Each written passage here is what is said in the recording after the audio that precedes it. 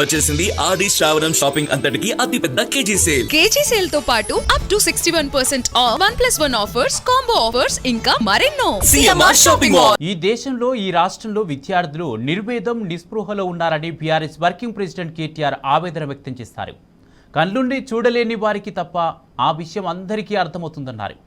యువతను ప్రచారాస్త్రాలుగా మార్చుకొని వారిని దారుణంగా వాడుకుంటున్నారని ఆయన మండిపడ్డారు. ఎన్నికల తర్వాత యువతను నట్టేట ముంచడం కాంగ్రెస్ బీజేపీలకు అలవాటుగా మారిందని దుయ్యబట్టారు కేటీఆర్.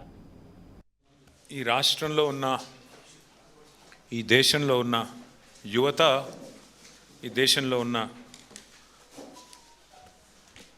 పిల్లలు, ముఖ్యంగా విద్యార్థులు కానీ యువత కానీ ఒక రకమైన నిర్వేదంలో, ఒక రకమైన నిస్పృహలో, ఒక రకమైన ఆవేదనలో ఉన్న విషయం కళ్ళుండి చూడగలిగిన వాళ్ళకి, మనసుండి అర్థం చేసుకోగలిగిన వాళ్ళకి, ఈ దేశంలో జరుగుతున్న రాజకీయ పరిణామాలు విశ్లేషిస్తున్న ప్రతి ఒక్కరికి కూడా స్పష్టంగా అర్థమవుతూ ఉంది.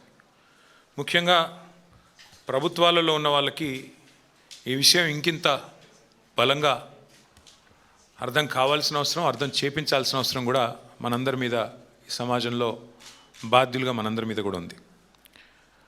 ప్రతి సందర్భంలో యువతని ఒక ప్రచార అస్త్రంగా, వారి కష్టాలను ఒక రాజకీయ అంశంగా మలుచుకోవడం, వారిని వాడుకోవడం, ఎన్నికల గండం దాటిన తర్వాత వారిని నట్టేట ముంచడం అనేది ఒక ఆనవాయితీగా ముఖ్యంగా కాంగ్రెస్, భారతీయ జనతా పార్టీలకు మారిపోయింది.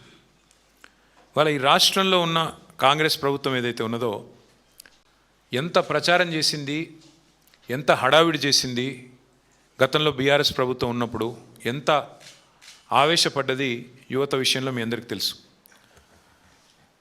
కానీ ఇవాళ విచిత్రమైన పరిస్థితి రాష్ట్రంలో.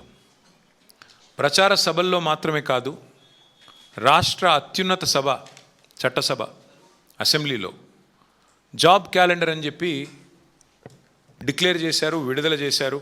మా అందరికీ, మేము ఎమ్మెల్యేలుగా ఉన్నాం, మా అందరికీ కూడా క్యాలెండర్ను పంచారు.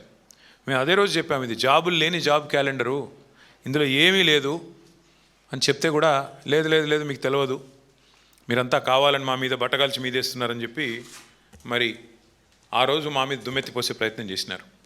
సరిగ్గా ఇప్పుడు 2 ఏళ్ళు అయింది శాసనసభలో జాబ్ క్యాలెండర్ విడుదల చేసి, 2 సంవత్సరాలు గడిచింది. సరే, వీళ్ళ డిక్లరేషన్ల పేరిట యూత్ డిక్లరేషను, విద్యార్థి డిక్లరేషను, ఈ డిక్లరేషను, ఆ డిక్లరేషను అని బిల్డప్ ఇచ్చి ఢిల్లీ నుంచి పెద్దవాళ్ళని తీసుకొచ్చి కూడా మీటింగ్లు పెట్టి ప్రచారంతో ఊదరగొట్టారు. సరే, ఆ సభలు పనికిమాలిన చెత్త సభలు అనుకున్నా, వాళ్ళు పెట్టిన సభలు కేవలం ఓట్ల మాయ కోసం చేసిన సభలు అనుకున్నా, చట్టసభల కన్నా గౌరవం ఉండాలి కదా.